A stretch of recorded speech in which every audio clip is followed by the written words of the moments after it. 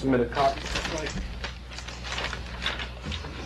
Those were submitted to the clerk, Yes. and that's all we need. Okay. As long as they were submitted to the Yes. clerk, that's great. Notices went out, and there was the village published notice in the newspaper as well. Great, thank you. All right, back to your letters. Yes, so I can also submit copies of these to the clerk as well, but I have hard copies if I can submit tonight. Yeah, please. Terrific, thank you. The applicants are seeking area variances to... We've only got one of these, so just Yep. to give us a second to look them over. Sure. And are there 3 separate letters, is that it? Yes. And why don't you tell us with reference to that diagram where the 3 neighbors are? Well, these diagrams are actually just depictions of the subject property. Right. I can. Actually, it's just with the, just Oh, yeah, this will work. So here's the subject property. I believe one of the letters is this property right behind the home right there. One of them is the adjacent right to the left, right? Yep, exactly next door. And then the third? And the third is just around the corner on Bertha Place, just 2 homes over. Right, so here, and Bertha Place, which, Yeah, so is that okay if I get Yeah. it? Yeah. So, where, this is, here's your, let me just get my bearings. Okay, so, got it. So this is my neighbor Tanya, who wrote one of the letters. This is the Turners, who wrote one of the letters, and then Bertha Place, is his home right here. thank you.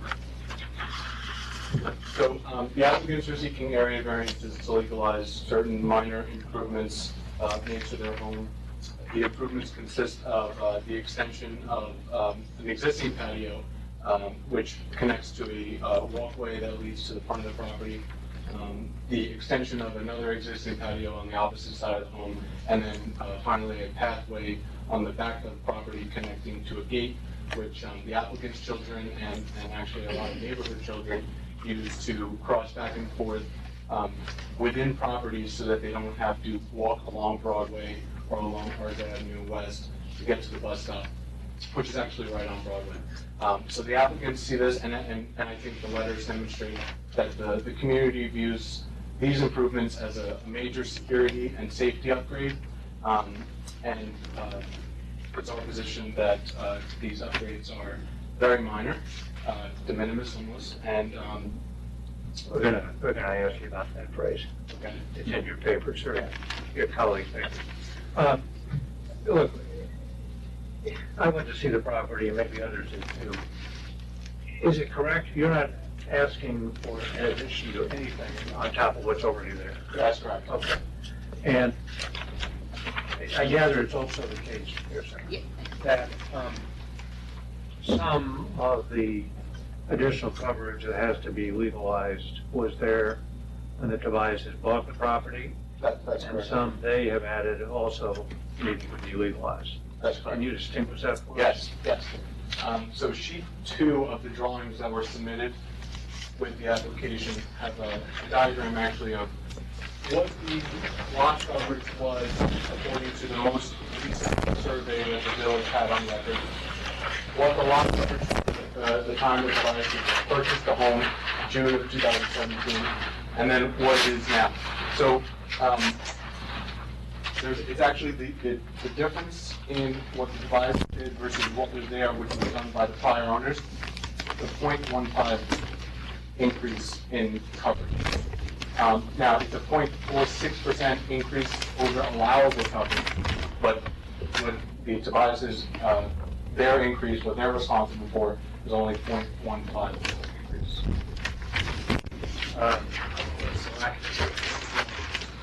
Well, I mean, Their improvements totaled 392 square I feet. got what you're saying. It's a description of the mere or de minimis that I think has got us at least already in Well, the. plus it's not 0.15%. It's 15%. Right? That's a big difference. It's up 0.46%, that would be less than 1/2%. When they bought that, 6%. when they bought the house, it was 30% over. And they have added 15% more, so it's now 45% over. Right. Which is not de minimis, it is a very big number. I mean, we usually have trouble with numbers like that. Well, so I think though that the balancing test to approve the variances is not necessarily just strictly to look at a percentage increase or the numbers per se. It's a balancing test. So it's the relevant, question, respectively, should be what is the detriment to the community versus the benefit to the applicants in approving the variance. In a year since the improvements have been made, there aren't any issues with flooding. There's, we had a bunch of rainstorms and the property drains perfectly. So, and I think the benefit to the applicants and to the community with the with this walkway, which is the main walkway that's used by neighborhood children to get to and from the bus stop, and then this walkway here, and then this minor increase here, which is a sports court. I think the safety benefit warrants approval of the variances. Well, let me, you have your firm's memo? Yes. Okay. If you look at page 4, under the heading coverage variance, that's where you use the phrase mere 0.15%, that's off by about 100, right? It's 15%, not 0.15%. And similarly, the 0.46% is actually 46%. So it's not mere and it's not de minimis. We have to just face that in deciding what to do here. Was that a typo, or was that, because, I mean, that is de minimis, it's just not correct. So I don't know if The you're 0.15 or misunderstanding. 0.46 would be de minimis, but Right. that's not what it is. Right, so that's what I'm saying, is, was that a misunderstanding in the way it was calculated by your firm, or is that a typo? It's more the phrasing, there's a mistake in the phrasing, because it's more a Okay. ratio rather than a percentage. It shows a ratio, if you will. Got it. Got it, Yeah, okay. I think We the, need, Oh, sorry, Who did you know you are? Almeda from Hudson and Cherry, or from worked on the coverage for the plans. okay, thank you. right, that, what's in the memo mirrors what's on the tables. Yeah, the tables are clear. I mean, Right, right. They make it clear that you're 30% over now and will be 46%. Right.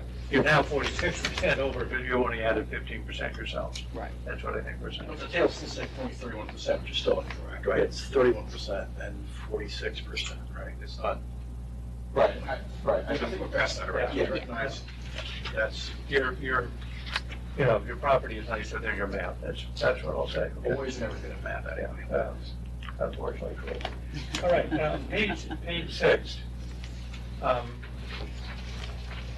This is your analysis, or your colleague's analysis of the law. And you seem to be saying that the board has to consider whether the applicant can achieve the same result.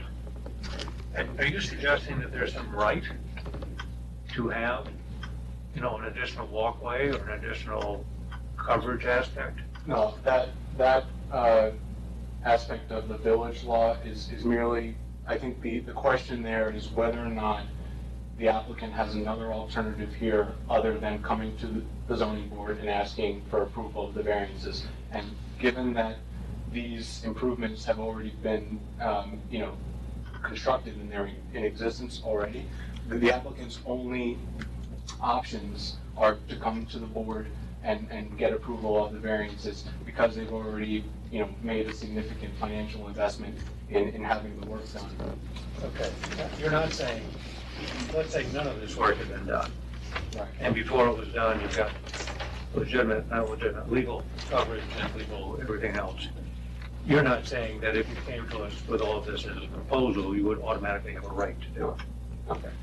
No, and I also think, just following up on that, and we put this in the application materials and in the memo, that with respect to the, one of the other factors, whether or not it was self-created, the applicants hired, a construction firm to perform this work for them, and that firm didn't advise them that any approvals were necessary, And they also, when they purchased the home, as we've already mentioned, that, you know, a majority of the coverage increase was done by the prior owners, right? So, I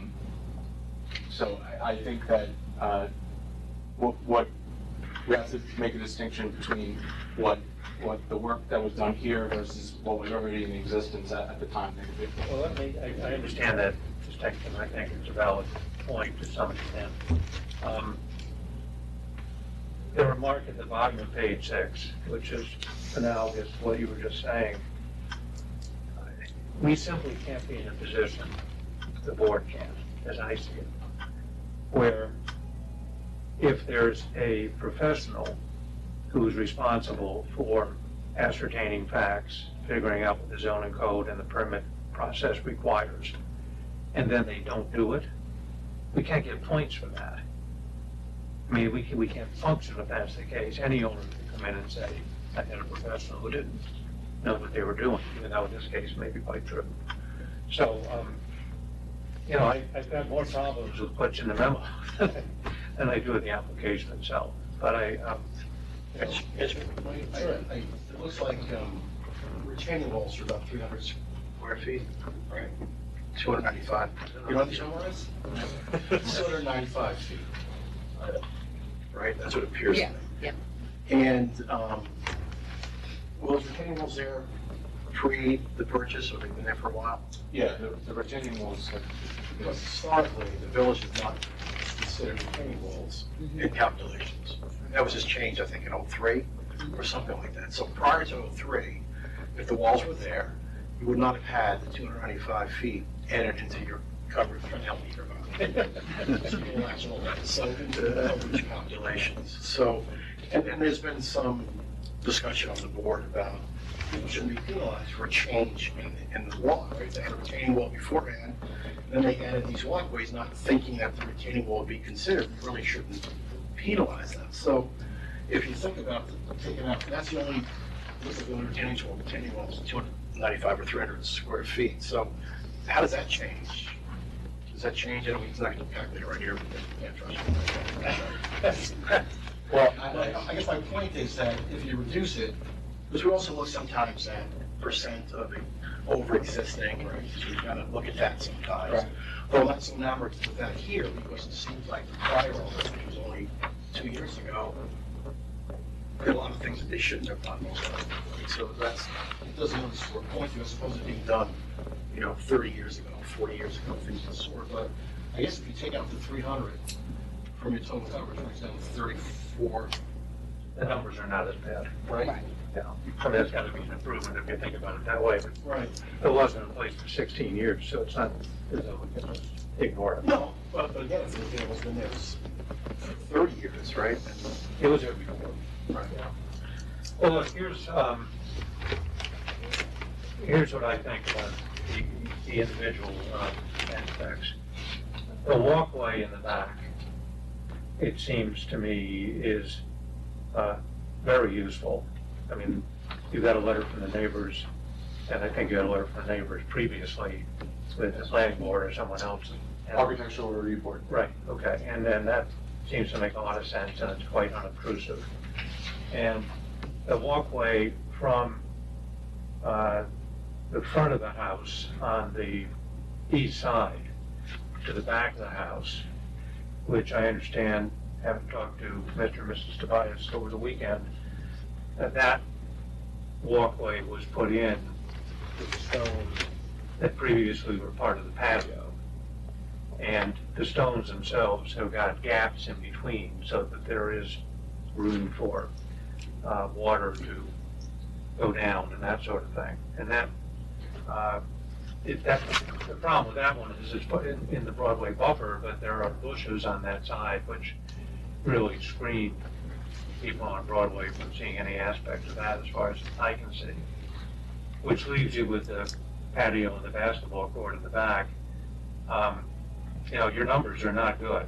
I just have to say they're not good. But the fact of the matter is that I couldn't see any aspect of the patio and basketball court from the front. I don't think anybody can, I don't think there's an easy view of this area from anywhere. And everything we're talking about is flat to the land except the basketball hoop, which I don't think counts separately. So, I'm bothered by the numbers. I don't like some of the points that were made in the memo, whether the board approves this. I'm gonna put in the letter that that's not the reason, that analysis is not what we're adopting. I'm not gonna, say bad things about the firm or anything like that. It's just we cannot live with the points that if your architect doesn't do a good job, you get to skate, things of that sort. See what I mean? If I may, Mr. Sure. Chairman. So I think those, while none of those points individually, we're not saying that one of those points more so than the other warrants approval of these variances. The relevant test under the village law is whether or not the totality of those circumstances warrant approval of the variances. So it's not, I wouldn't say that, the fact that they hired a construction firm to come in and do this work and oops, they didn't tell them that they needed these variances should be the reason that you approve these. I think it's a factor combined with the rest of the points that are articulated in the memo. So What I'm saying is it's a factor to which we can give them weight. As a matter of policy, we can't do that. Let me just ask, we've got a letter in here, exhibit E. It's not dated, so I don't know when this was put in. It's from Mr. Howard. Is that you? Oh, Rob Howard? Robert Howard? I think the construction firm. that's, yes. I'm confused because the letterhead is JWH Designs, and it says this letter is to inform you the owner has retained Hudson Engineering and Summit Surveying. Who's who? Right, so JWH Designs is the construction company that the applicants hired to perform the improvements. And I think that letter is addressed to the building inspector, just notifying him that that letter is an explanation from that company, saying, we didn't know that any variances or approvals were required, and now that, an issue has arisen, the applicants have retained Hudson Engineering. Somebody else? Yes. Okay, got it. Thank you, sir, from Hudson Engineering, what about covered floods? Thank you. Okay, comments or questions from the board? Only that I'm not really bothered by the improvements, but as a board member, I hate the concept of homeowners making improvements and then coming to board and saying, well, they're there, we're entitled to keep them there. In most cases, I would just push me over the edge the other way. And I think that we should make that, I feel like it's necessary to make that statement on the record because I don't want this to be a precedent. They're really, the one thing that gets me annoyed as a board member is when, people come without applications prior and then say, I want to clean it up. That's like the most egregious thing. And we've had a dozen of these in the last year or so. And yet I'm not bothered by any of these improvements, so Yeah. I just want to comment, point 46, Bruce, is almost half of the lot being covered. Right, it's almost half the lot being covered, even though it's flat, and it's quite a bit. And it's not as if they, No, it's not, it's point 46. yeah, but that's not what, it's 46% over Allowable. the allowable. Right, So it doesn't mean that much of the lot's being right, covered. right, you're right. It's still a high Correct, number. but still, it's a very high number. Yeah. And we would not have approved this. we would not, I we would think have, we would have. that's my big problem, is that Right. And it's not as if it's a. I don't know that we would have approved this. On one hand. And I have no problem with the improvements, but Right. I don't think we would have approved it. Yeah. On the one hand, structures are more problematic because they're bulk, right? We don't like those. On the other side of the coin, and we've done this with other, I'm not suggesting we do this here, but you've had people remodify patios and reduce things. Usually when they're going to put them in. No, Usually when, we've done it in the We've had people past. take stuff. That's true. We've done it in the past. I just think it sends a horrible message, and I'm sorry the first owner or the last owner party you did it, and now you've done it. But it is self-created, quite frankly. It's not self-created. Your consultants, your people did it. So that's not an excuse. It's not as if it's going to affect the livable space. It's not like they're telling you to take out a kitchen or something else like that. I think it sends a horrible message to the next applicants. You know, the fact that 3 letters came in, we know what the deal is. People write those letters because maybe they are, not to say they are, but that really is a self-serving thing, and I'm deeply troubled by it. So if you're gonna vote, you might want to vote for the left. I'm trying to, I'm looking at this drawing on page C1, not that page, but the other one. Right. And, I mean, Artie's point about the numbers is certainly valid, and I'm trying to see where that amount of coverage is to be found.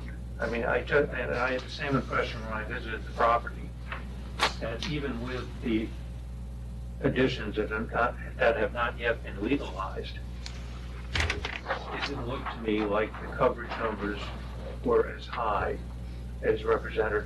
Right. I can't see it in this. If I may add, if you look at the zoning analysis table, Yeah. on sheet C1, Got it. in the bottom right corner, that would give you the percentage of coverage on the site overall. Right. So it's 17.47 compared to 13.68. And the other thing to take into account with regard to the variance is this is a 21,000 square foot lot in a R40 zone. Right. So it's meeting the same requirements while having half the area, which is kind of what bumps up the percentages. So the percentage coverage, I mean, Artie was saying 46, that's when it's over permissible. Yeah, it's actually 17.5. 17 of the total amount of property. Right. Yeah. Right. Mr. Chairman, could I address Yes, this is the board. Tobias. Yes, ma'am. Yeah, I just want to, first of all, thank you for being with us here tonight. And I want to just apologize to the members for the situation that we're in. We're new homeowners, new to town, want to just be the best possible citizens to this community. We have 2 little kids. Chairman Clark got to meet them I the thought other you were night. going to bring him tonight. Might have swayed us, They you were never know. very good behavior when you were there.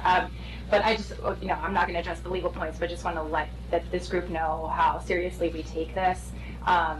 Truly apologetic for the situation that we're in, wish we had obviously asked permission before moving forward, and are truly committed to being upstanding members of this community for hopefully the next 40 to 50 years.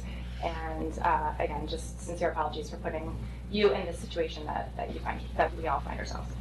Thank you. I mean, I think the issue for me is whether we make the point by requiring that what they've added to the patio be removed.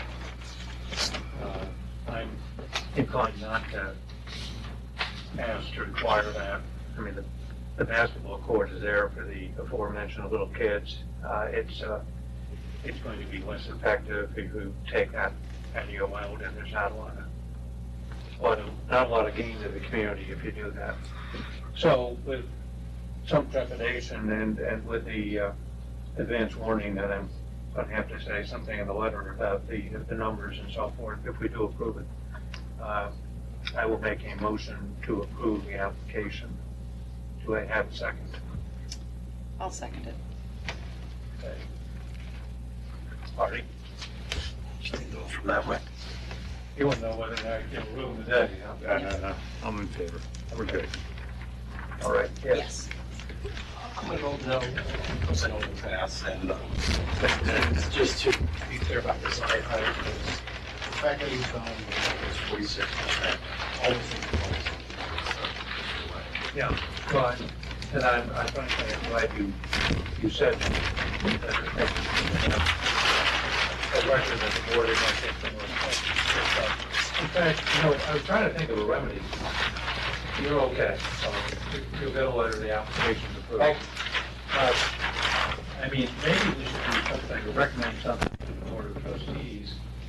Something like when a property changes hands in the village, there's a requirement that the seller get a review by Ed Marin or somebody at his level to make sure that everything has been legalized. Right. Pay the village $100, whatever a reasonable fee would be to do that. And if there's a problem, take care of it before the transaction can close. I mean, that's either coming to us for approval or taking something up or whatever. Yeah. Because there's just too much of this. It's too much of this, and it's not fair to people who think they're buying something that's not legal.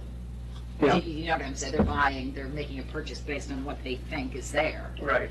And if it's not legal, then And we we all have to end up assume, telling them to take it down. It's not fair to them either. and we are all assumed to know the zoning code. It's a requirement. People read the law. Realistically, it certainly doesn't happen 9% of the time, maybe 10%. So that's what we're thinking. I appreciate your thoughts on that. No, I think it's good. I think they should get something out that says, hey, if you're gonna build, you need a building permit. If you're Just like gonna, a C of O, yeah. Yeah. Yeah. Let's sure want more government intrusion and someone coming to my house or someone else's house if they're just selling. It's really not the government's business, quite frankly. I would go no on that too. God, you're bad. No person. How do we make you happier? No, No way to make you happier Well, tonight. other villages, what they'll do is they'll impose a penalty or a fine if they have to legalize something. If that, maybe it might not deter them, but it's a way of having people think and also generating money for the village. I'm still sort of feeling bad about, we had one application where a builder built a room over the garage, but didn't make it a room. And then the new people came in and said, well, we've got the space over the garage, we'd like to turn it into a room. Yeah. To set up again. Right. Well, he's approved, so they're gonna get legal. Oh, you have to listen to this. You guys are good. Stick around.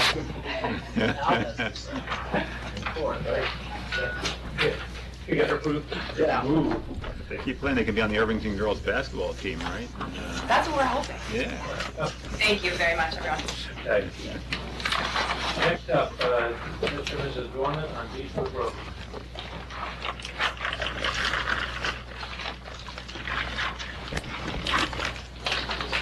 So always give it to the clerk. I think it Oh. is also, Okay. I don't know. Yeah, but I just ended up giving it to her. But that's okay. I asked Sarah, and I asked, Yeah. in both departments, she said, no, the board wants to direct also. I was like, Who always has? That's all right, we Somebody do. hasn't given it to the clerk. Right. it was That's- a transit volunteer, that's all. Yeah. John Malone, Fergus Lawn Architecture.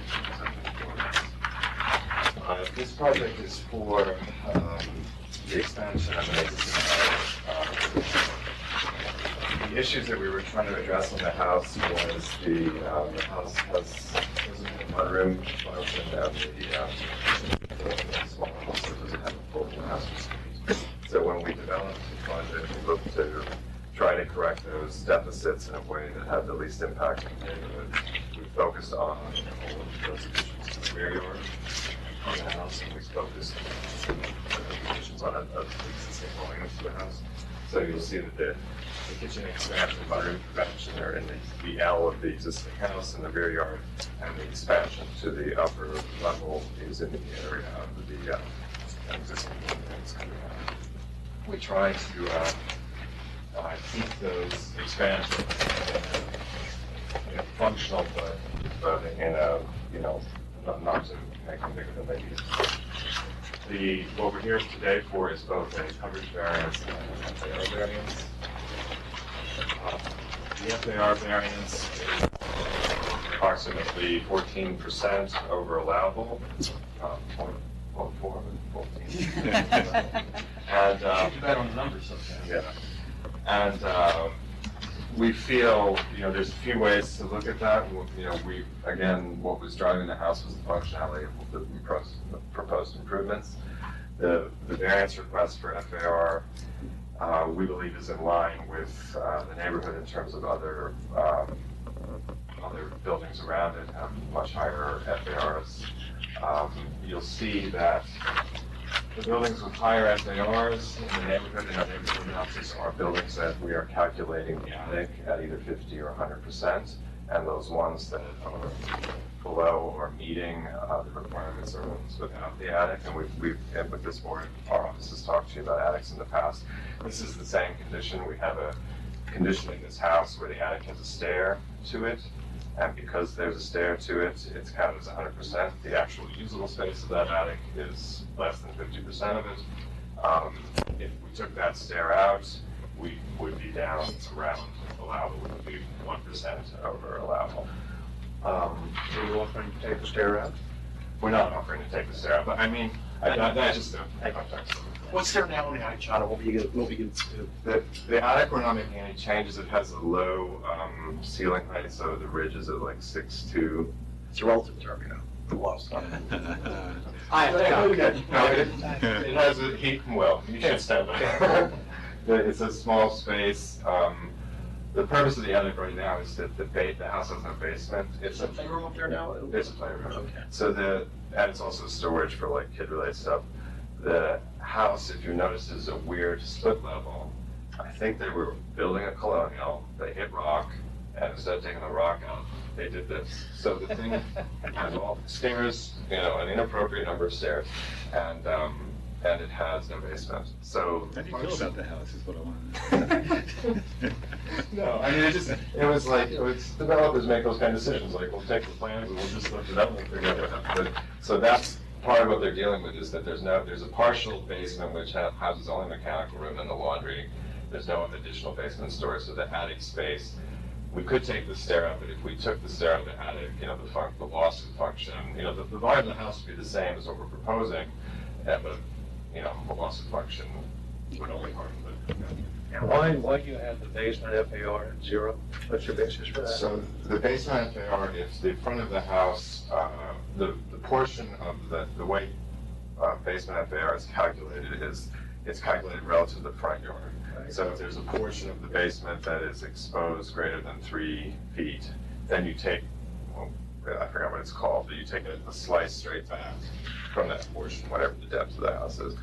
So right now, because the grade of the house is basically all, the basement isn't exposed, there's no windows, it's at 0.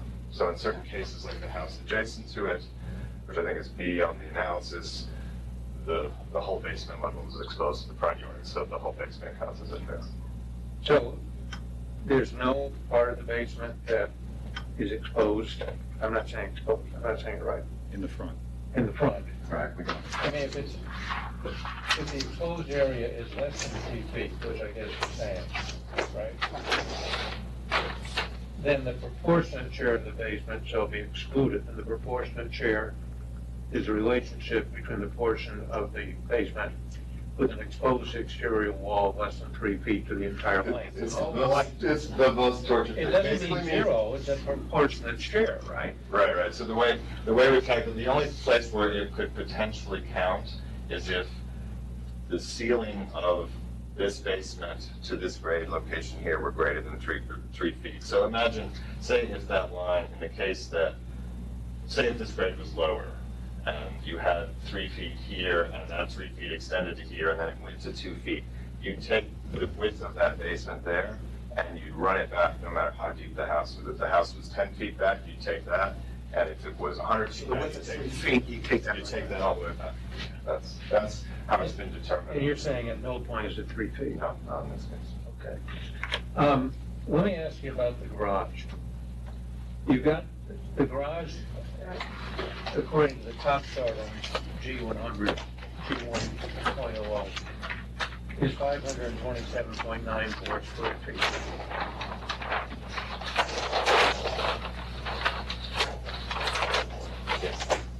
Right? And then you're subtracting the 400 square feet as called for in the garage section, the lesser 400 or the entire space. So you get down from 527.94, I think you had a typo, it's 127.49, but that's not enough to worry about. And then the garage attic, you got it 0. So the garage attic does not count towards FAR because it's, first of all, it's not accessed by a stair, it's accessed by a scuttle, and the ridge height is below 7.6. So it has to do with the fact that the garage space, it has to do with overall height of the ridge, which allows that to be calculated at 0. I mean, the garage language, I hate to bring the text of the code up because it's not written in the most perfect English, but it says in those instances when additional story is provided above a garage, whether detached or attached, such floor area or the garage floor area up to the limit set forth herein, that's the 400 square feet, I think, shall be excluded. So, So a store, you have to go to the definition of a story. So the attic would not be considered a story in that case. We've, this has been through planning board and reviewed by Ed Marin in terms of the Hahn engineers in terms of how this was calculated, but that. Doesn't impress us. we found fault with these folks. With everyone, massively. But it's not considered a story. Because of the 7.2. It's considered an attic. Okay. So that's why we calculate it as nine. Okay. And also, whenever you read that, I don't quite understand what they're trying to say in that clause either. Like if you did have a second story, like a bedroom above it and maybe a gable room above it, that clause is still unclear to me. I think you've got to count it then. Yeah, I think you would have to count it. I think you take the garage and the second story, Right. total the FAR for the two and subtract 400. Right, I think that's, but why, that would be obvious. That'd be too clear. Yeah, it'd be obvious. Look, if you look, I mean, the one thing I noticed, besides the numbers, if you look at this very colorful page, G 1.09, I mean, your property A, right? Or next to you, C, D, and E. B's a little, it's a little different on the corner there. But C, D, and E are the ones that are most in line with yours. They don't have anything, but they each have a deck of some sort built out to the back, as does your property now. And you're going to be adding a two-story addition, which is, I think it's fair to say, somewhat out of line with C, D, and E. Are you talking in terms of FAR or in terms of coverage? I'm talking in terms of bulk, really, which is more concerned about FAR. But what I'm worried about, what I'm asking is if we allow this one to go through, are we going to get similar applications from C, D, and E, moving their backs of the houses back to Osceola Avenue as well? Well, I can't speak to that, but I think one of the things, not so much in the case of C, but if you look at both D and E, both of those houses, I think if we did a volume analysis, they would be much larger, actually, than our houses. What they're benefiting from, again, is us calculating the attic at 0% because of their construction. The nature of their construction is that they put the second story, they have high first stories, and they put the second story in a way that we haven't been in a house, but we've made assumptions that those attics are not accessible just based on the design of the house. If you calculated the attics of those houses, they would be at, one. If they were included. If they were included. And you calculated them at 0. Yeah, we've calculated them at 0. Only in cases where we can guarantee, like again, there's something like there's volume and mass associated with this attic portion, but we're assuming that there's a cathedral ceiling or something in there that makes it not count as FAR. Okay. Well, in case you wind up representing the owners of CDD and you come in with an application to put something on the back, I will point out to you that they have more intrusion into the front yard. Right, Right. absolutely. In each case. Yeah. And therefore, if they're trying to, look at this application and say, we're next, just tell them that we don't think that that's a valid point. Right. Not that I think you'll be going next door and looking for more work, John, but it's always a possibility. So They they will have, do A little small. they'll come to me after they see his work. Right. Okay. The numbers are over what's permitted, but otherwise you wouldn't be here. I think this is a reasonable application. I appreciate the explanations, and I move for its approval. Do I have a second? I'll second this one. Wow. Want to vote for that I'll side? vote for the side too. I'll say yes. I'll say yes. Yes. Well, no, I think. Thank you. Thank you.